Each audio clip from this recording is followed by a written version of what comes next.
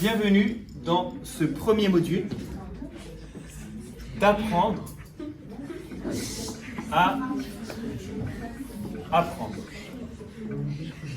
Vous connaissez sûrement une citation, un proverbe qui dit « Donnez un poisson à une personne, il mangera pendant un repas. Donnez-lui une canne à pêche et apprenez-lui à pêcher, il mangera toute sa vie. » Vous avez déjà entendu ce proverbe?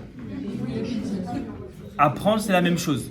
Si je vous donne un cours, eh ben, vous allez avoir des connaissances pendant un moment donné. Par contre, si vous apprenez à apprendre, vous allez pouvoir l'utiliser toute votre vie pour continuer d'apprendre continuellement. C'est important parce que c'est naturel d'apprendre. D'accord ? L'être humain a eu un cerveau qui s'est constitué et ce cerveau a une capacité qui est inégalée dans le règne animal, qui est inégalée aussi par rapport aux technologies, c'est sa capacité d'apprendre. Entre parenthèses, quand vous êtes venu au monde, quand nous on est venu au monde, on ne savait ni parler, ni marcher, ni manger, ni rien du tout. On est parti à partir de zéro. Et à commencer par le langage, à commencer par manger et à commencer par marcher, on l'a appris. D'accord ? Et un enfant, entre 0 et 3 ans, il commence à parler. À aucun moment, il a eu un prof qui lui apprend voilà, comment tu dois formuler la phrase. Non, il a appris tout seul, rien grâce à l'observation. Donc ça, c'est pour vous donner un exemple de la puissance et des capacités du cerveau, déjà dès l'enfance. Et on dit souvent que le ventre, c'est notre deuxième cerveau, parce que c'est naturel pour tout le monde de manger. D'accord ? On a même du plaisir à manger. Et le cerveau, c'est aussi quelque chose de naturel d'apprendre. Je n'ai pas dit que c'était naturel d'apprendre tout ce qu'on apprend au collège et au lycée et à l'école, mais c'est naturel d'apprendre. On a tous forcément un appétit, pas forcément pour ce qu'on est obligé d'apprendre à l'école, mais on a tous forcément un appétit pour apprendre, puisque la sélection naturelle a fait que le cerveau, enfin l'espèce doit sa survie à sa capacité de s'adapter, c'est-à-dire sa capacité d'apprendre. Je vais vous faire un petit dessin au tableau pour introduire un petit peu cette idée d'apprendre à apprendre, et ensuite on va voir quels sont les piliers de l'apprentissage, comment fonctionne la mémoire et comment faire pour pouvoir l'utiliser au mieux. Vous savez qu'il y a quelques jours est sorti un nouvel appareil technologique qui s'appelle, levez la main, l'iPhone 11. D'accord ? L'iPhone 11, c'est donc, au jour d'aujourd'hui, l'appareil technologique grand public, d'accord ? On va dire le dernier, donc le plus puissant. Ok ? Il a une mémoire grande, il a une rapidité aussi assez importante. Voilà, il peut faire énormément de choses. Maintenant, si vous avez le dernier smartphone du commerce et que vous l'utilisez uniquement pour Snapchat, est-ce qu'il n'y a pas un peu un gaspillage dans ces possibilités? Ou que vous l'utilisez uniquement pour téléphoner? À la base, un téléphone, ça sert à téléphoner. D'accord? Il n'est pas du tout au maximum de ses capacités. On est d'accord? Vous l'utilisez que pour les réseaux sociaux, ou que pour YouTube, ou que pour Snapchat. Pas du tout au maximum de ses possibilités. Donc, ce que va pouvoir faire le téléphone, les compétences qu'il va pouvoir avoir, elles dépendent des applis que vous allez mettre dessus. D'accord ?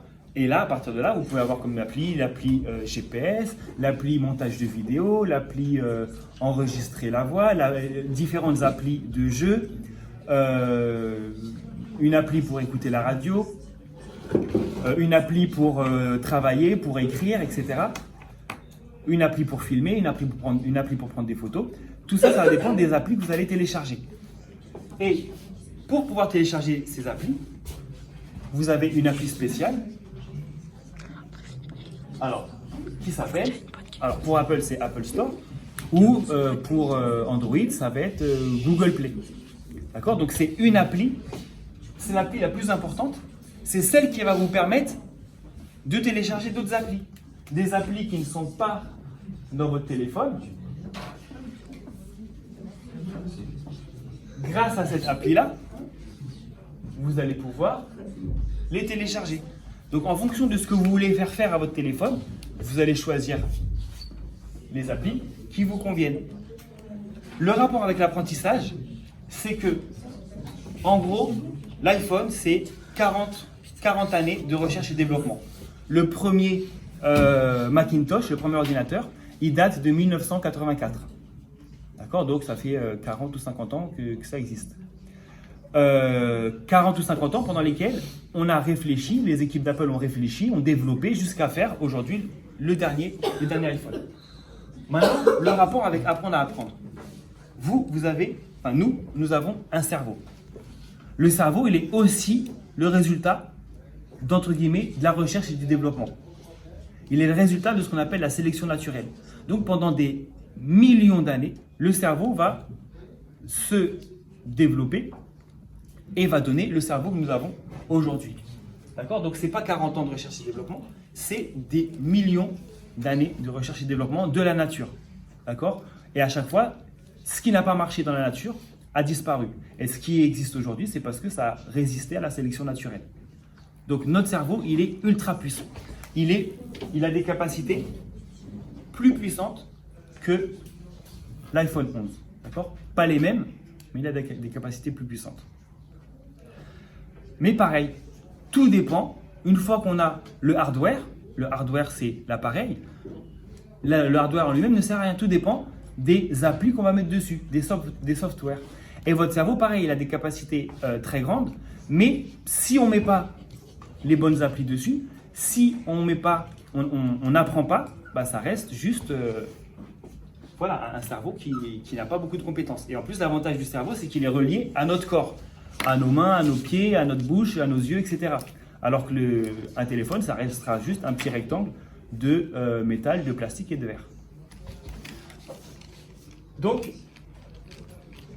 notre cerveau, voilà, vous pouvez choisir. Vous avez aussi une appli dans votre cerveau qui va vous aider à obtenir les autres applis qui sont à l'extérieur. Vous avez une appli dans votre cerveau qui va vous aider à télécharger des connaissances ou des compétences qui sont extérieures à vous-même.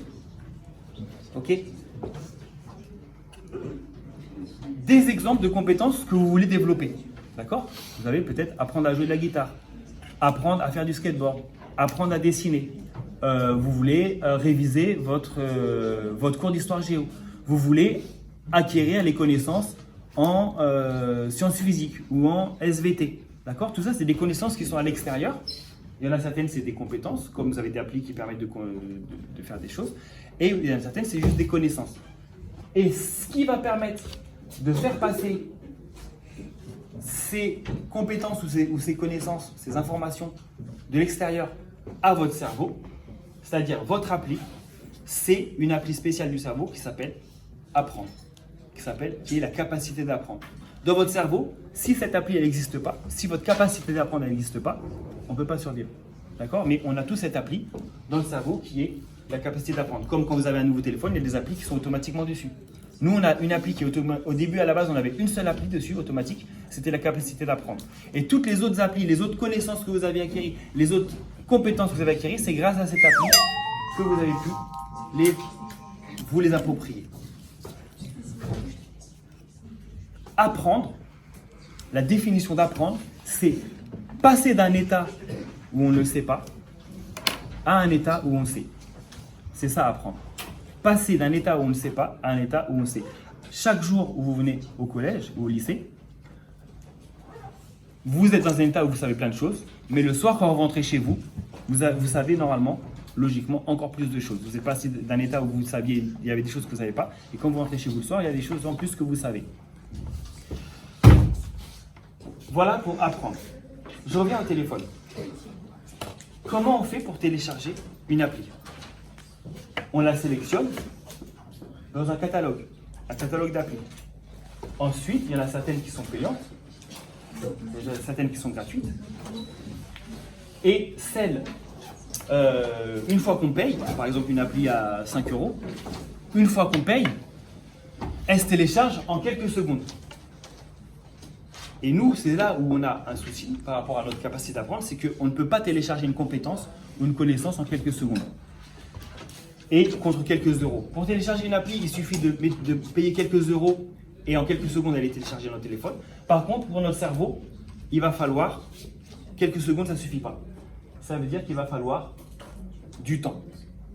Le cerveau, c'est ça la difficulté. Pour être médecin, ceux qui veulent être médecin, ils vont devoir faire 7 ou 8 ans ou 10 ans d'études.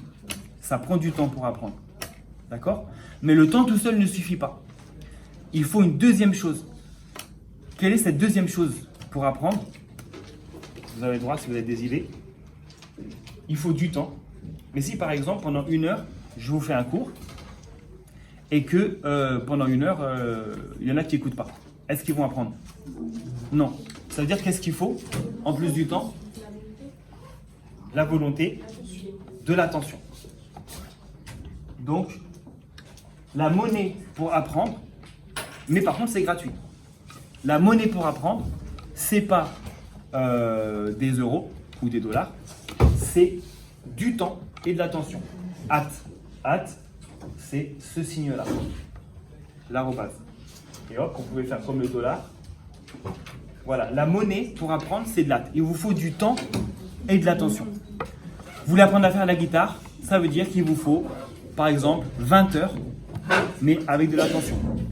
Donc, de la même façon que dans l'Apple Store ou dans Google Play, vous avez des applis avec un prix, dans le catalogue des connaissances, enfin des informations que vous voulez apprendre, vous avez aussi leur prix.